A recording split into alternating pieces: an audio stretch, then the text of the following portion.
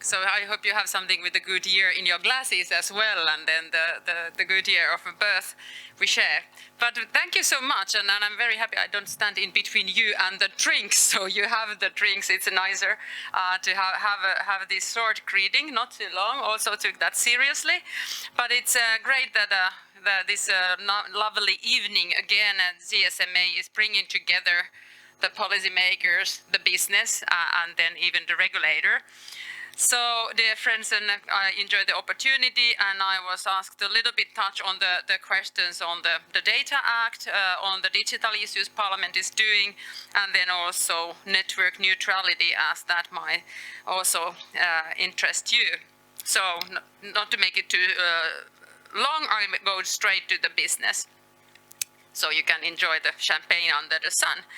At this point, it sounds cliché to say that European way on the digital rests on the values. I disagree. I don't disagree with the values, but I disagree with the cliché. I think the fundamental thing is that we have some standing values that we can have a compass on the digitalization. And this means that we are not drifting, but sailing in the digital world where we want to go.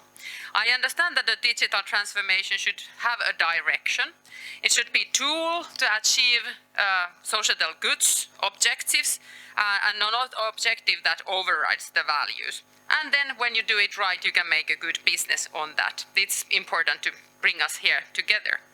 There are many of those values in treaties and speeches, and today I want to take the fairness.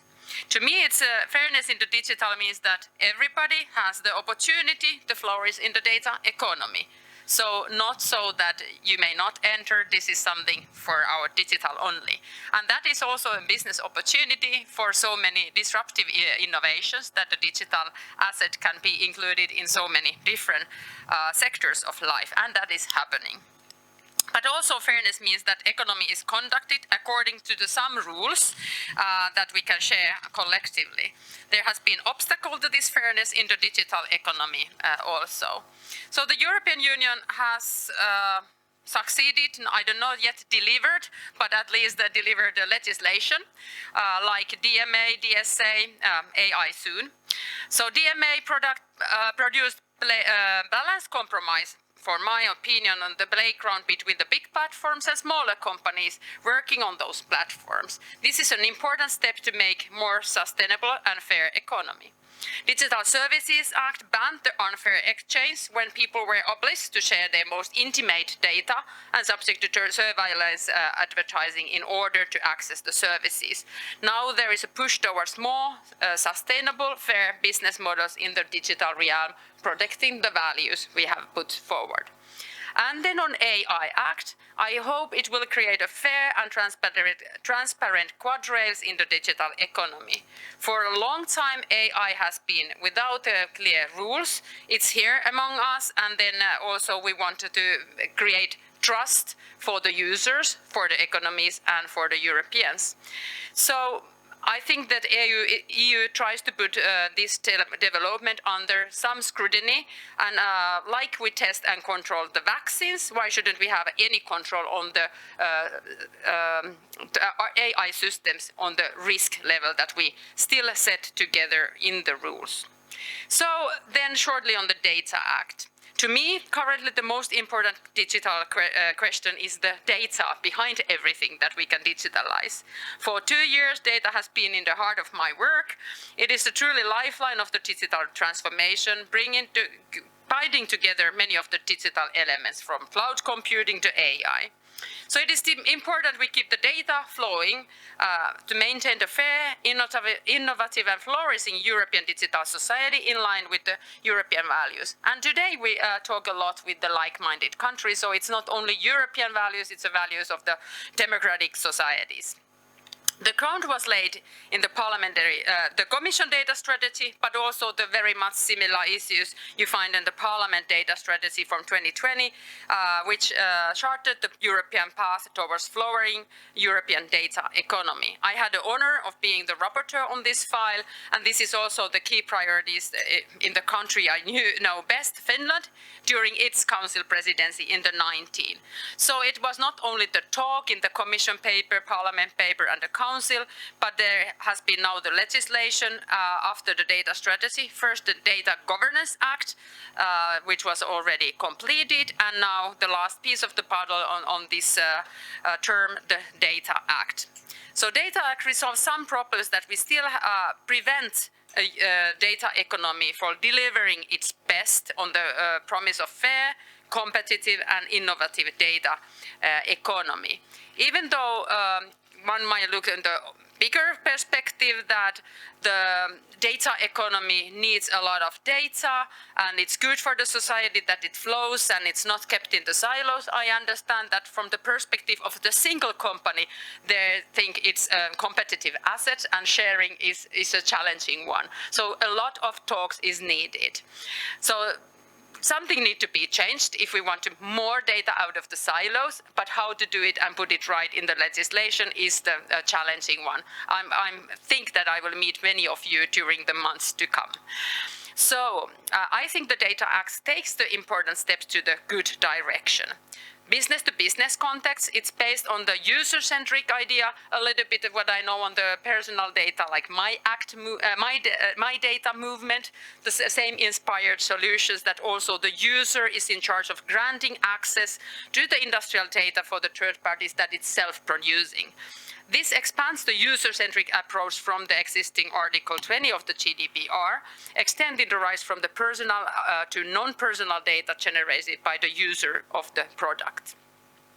So I think this is an interesting approach. It really can offer data to taken away to distribute for the more new attractive services. And we don't know all what they are. If I would, then I would be a startup or SME representative. But then I think that we can set the ground for data to be used in the more innovative way when combined from the different sources. So we should not prevent the innovative new services from emerging, but look tomorrow how they can create more value for the data economy.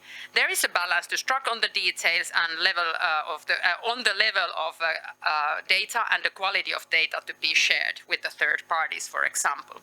Second, the question of interoperability is close to my heart because if the data is locked in the different technical settings, it doesn't flow again. The chapter 8 on the interoperability is going to have a key importance in delivering functioning data economy.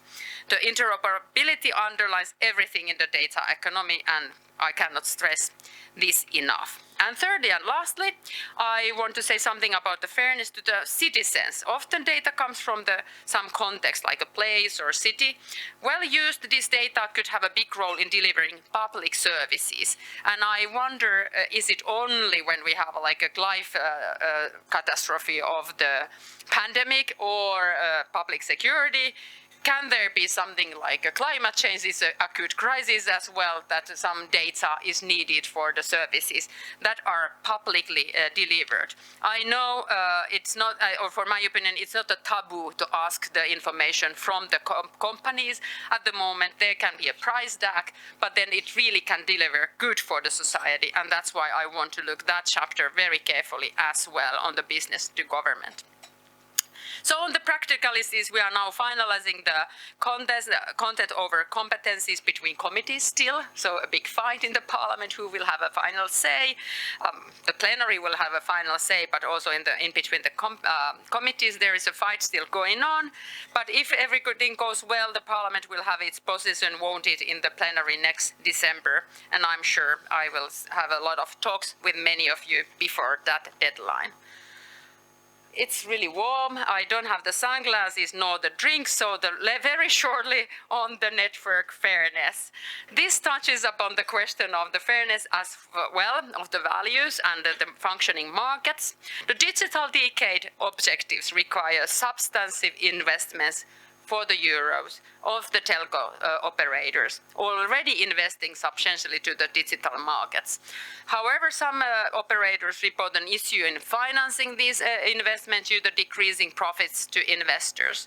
The question is coming more and more to my eyes also, and during the recent COVID pandemic and increased streaming and uses of the mobile data and the data all and all. On this question, it's important to first have the shared definition of the challenge and then explore different ways to solve it. It's not a simple or easy work, otherwise it would have been done already. On the other side, net neutrality is a value that must not be violated. So we should carefully not to decrease incentives to invest in the expanding capacity in Europe too, which is crucial for the broad 5G rollout in Europe. No region left behind. But I bet these issues will be navigated in the upcoming months, and I will not go deeper now. So very much thank you, and I really wish you have enjoy networking today. And then now I only stand in between you and the regulator, so I better stop now. Thank you.